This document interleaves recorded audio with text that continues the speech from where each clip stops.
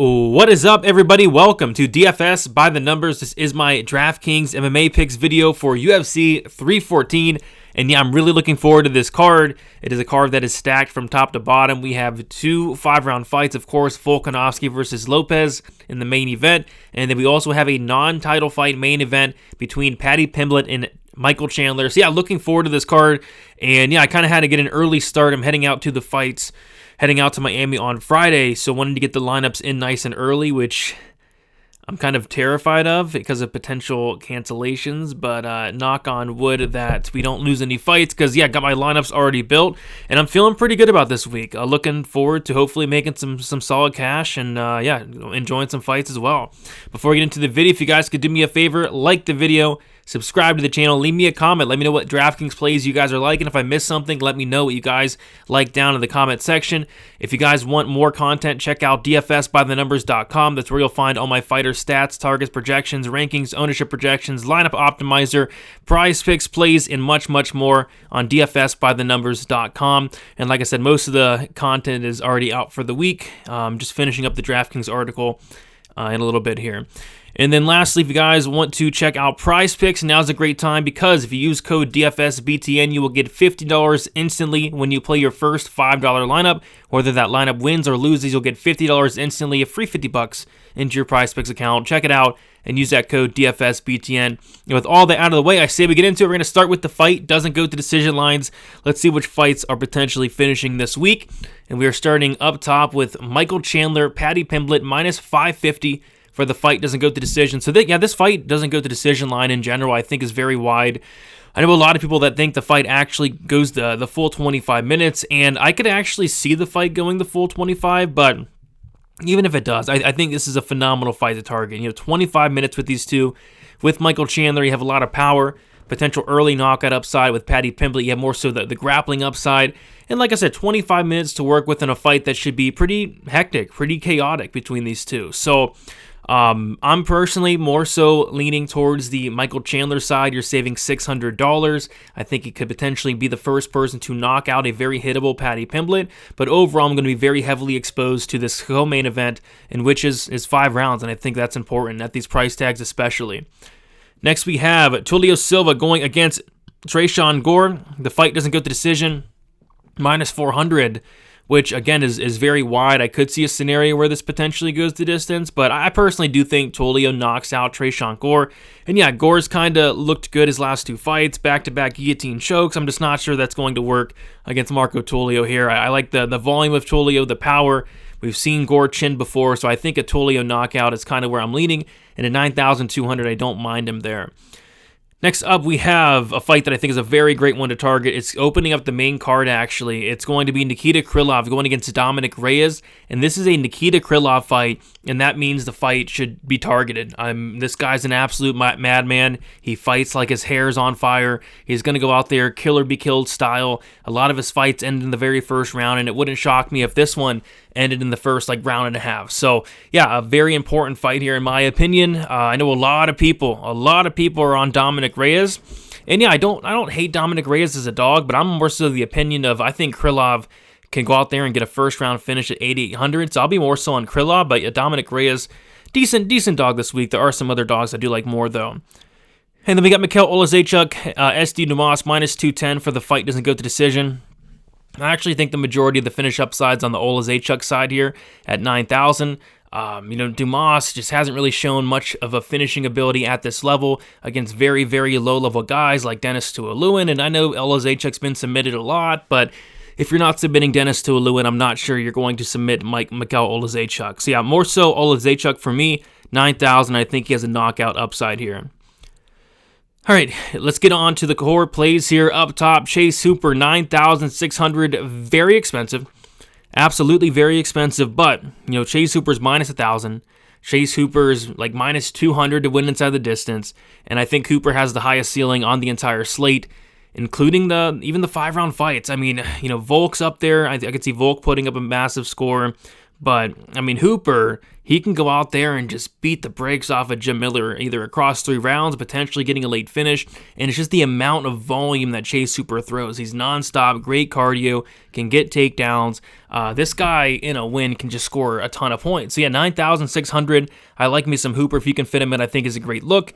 And outside of like a Jim Miller round 1 something, I think Chase Hooper gets it done. Verna Jandaroba, 8,300. I don't mind some Verna here. 8,300 for a fighter that's going to bring some wrestling upside to the table. Very good wrestling, amazing jiu-jitsu, really good control. And this is a fight where it could take 2 takedowns to win this fight. I see once Jandaroba gets the fight down to the ground, that's either probably the round or that's probably the fight. I could see Jandaroba potentially getting a submission here. So I like Jandaroba, 8,300 as a solid play this week. And next we got Nikita Krylov, who we talked about a little bit, round 1 monster. This is a guy in Krylov who has a 93% finish rate. He's going against Dominic Reyes, who has had major chin concerns. Dominic Reyes does have back-to-back wins, but against Dustin Jacoby, who doesn't really have much power, and then the ghost of Anthony Smith, who probably shouldn't be fighting anymore. So yeah, I think Krylov, round 1, could very well be in play. This guy fights like a madman. If he does win by decision even, he can put up a massive score just because he's nonstop the entire time until the fight's over. And then Mikhail Olazechuk, 9,000. I do like Mikhail here quite a bit. He's trained with the Fighting Nerds. The weakness with Mikhail has always been the grappling, and he's working on that part of his game. And yeah, if he keeps his fight standing, I like the pressure, the body shots, the power, the nonstop volume that Olazechuk brings to the table, and I think him knocking out Dumas is very much on the table this week. So those are my favorite plays for UFC 314. Getting on to the GPP plays here. We got Julian Erosa, 9,300. Erosa is another guy that's very expensive, but just has a very high ceiling. I think this is going to be a hectic, crazy-paced fight, and he's going against Darren Elkins, who, I don't know, Elkins 40 fights, just taking a ton of damage. Every single fight he's in has been an absolute war for the longest time. I mean, this guy Elkins, he just doesn't look the same anymore. He's still able to go out there and you beat the Daniel Pinedas, the TJ Browns of the world, but I just think it's a bad matchup for, Darren Elkins here. Julian Erosa, unlike a Pineda or a Brown, this guy has good cardio. This guy has very good grappling, and this guy has very good and dangerous striking that I think he's probably going to showcase here.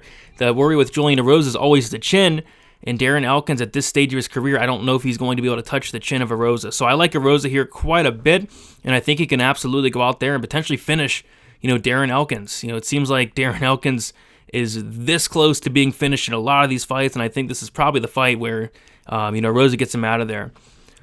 Next, we got Yair Rodriguez, 8,700. I think this fight as a whole is a solid one to target. I do like Yair here, though. He's going against Pitbull, who's coming in here off of a 1-year layoff, now 37 years old, and just quite frankly hasn't looked the greatest in his last couple fights. He's been getting hurt a lot more. Got knocked out 2 fights ago, is getting dropped. I think the last 3 fights he's been in. And Yair Rodriguez, his striking's no joke. When the Yair's losing fights, he's losing to the best guys in the division. And I just don't think at 37 years old, Pitbull is one of those guys. So I like Yair. I think he's actually live to knock out Pitbull in the first round or 2 in this one. Paddy Pimblett, 8,400. I think you're going to want a piece of this co-main event. I don't see how this really does disappoint. I'd be shocked if it scored low as a whole, especially at these salaries, like 25 minutes to work with, finish upside for both guys. I think Paddy Pimblett is definitely in play. I more so lean towards the Chandler side, but yeah, definitely in play this week. And then you got the favorite in the main event, that is going to be Alexander Volkanovski. I think Volkanovski in hindsight could potentially look like the best play of the slate. The problem is the durability. Like, Volkanovski is one of the best DraftKings scorers that we have. This guy can easily go out there and put up like 150 in a win. But it's the chin, the durability, the age at this stage of his career that is definitely a worry. So this is a main event. You're also going to want to have, both sides in. But I think Volk has probably the higher ceiling of the two, because if Volk wins this fight, it's probably just an absolute beatdown across 25 minutes, potentially getting a late finish. But with Diego Lopez, if he wins, he's like catching Volk at some point. So yeah, definitely a main event and co-main event I'm going to have a ton of exposure to. Moving on to the live dog, yeah, Diego Lopez, 8,000, very live dog. This guy looks unstoppable. He's finally getting a shot here. Big step up against Alexander Volkanovski. And it's definitely a tough fight, but maybe he's getting Volk at the right time. The durability of Volkanovski, it doesn't look the same. He's getting hurt a lot more. He's getting knocked out. So, Lopez is one of those guys that, I think skill for skill, Volkanovski is the much more skilled fighter, but maybe it doesn't matter. Maybe, Lopez lands that big shot and knocks out Volkanovski for the third time in a row. So, yeah, Lopez, definitely a live dog at 8,000. Going to be probably the most popular dog, but, for a good reason. Michael Chandler, 7,800. This is probably my favorite dog of the card. I know it's tough trusting like a 38-year-old fighter here, but, stylistically, I think it's a very winnable matchup for Chandler. I think he actually has the better cardio here across 25. I think he has early knockout upside with how hittable Pimblett is. And, yeah, outside of him making a mistake and going to the ground or... I don't know. I think it's a very winnable fight for him. So, yeah, I like Chandler here quite a bit. I will have some Paddy just because Paddy is, the younger guy, the bigger guy. But I think it's a very winnable fight for Chandler here, and he's the dog, and he's 7,800. Dan Ige, 7,700. Yeah, I think Ige's a live dog here, so I can see Ige having some success here in a couple ways. Like, if Ige wins this fight, it probably means that he was able to finish Sean Woodson, and for that reason, I do have some interest in him. And then also, if he wins, I could also see like a damage-based decision as well. I don't think he has like much wrestling upside, nothing like that, but I could see like knockdown upside potentially for Dan Ige. We have seen Woodson knocked down by much lesser fighters than Dan Ige. So yeah, Dan Ige, definitely a live dog, and I just think it's a close fight in general here. And then Mitch Raposo, 7,300. I think Raposo is a live dog here going against Sumadarji, who, this guy Sumadarji has 7 losses, pretty much all 7 inside the distance. He's been submitted 6 times, and the fight against Charles Johnson, it probably should have been stopped. So he arguably should have been finished in all 7 of his losses. Raposo has actually really good power, and then Raposo has a little bit of a wrestling submission game as well, and we've seen Sumadarji struggle mightily on the ground. So I think Raposo at 7,300, he's very cheap, and he has a couple paths here. Maybe he can land a big shot, hurt Medarji, who I don't think is the most durable fighter, or maybe he can get this fight down to the ground and work that ground game. So yeah, Mitch Raposo I think is a live dog this week. And moving on, we have punt play of the week. It's going to be Bryce Mitchell. It's one of those things where, does he get knocked out? Probably, but if he's able to get his game going, if his chin's able to hold up, if he's able to get takedowns here, control time, like Bryce Mitchell could be the best punt play on the slate. Like if Bryce Mitchell wins this fight via decision, he could put up a big score here with the wrestling, the takedowns, the control time, and a lot of it. The chin. The chin has to hold up. Gene Silva's an absolute monster on the feet, but there's a path for Mitchell, and he's super cheap. So yeah, I think he's a pump play that makes a lot of sense this week. And then the fade is going to be Sean Woodson, 8,500. I just don't think there's much, finish upside here at all, really. I don't think there's any grappling upside at all, really.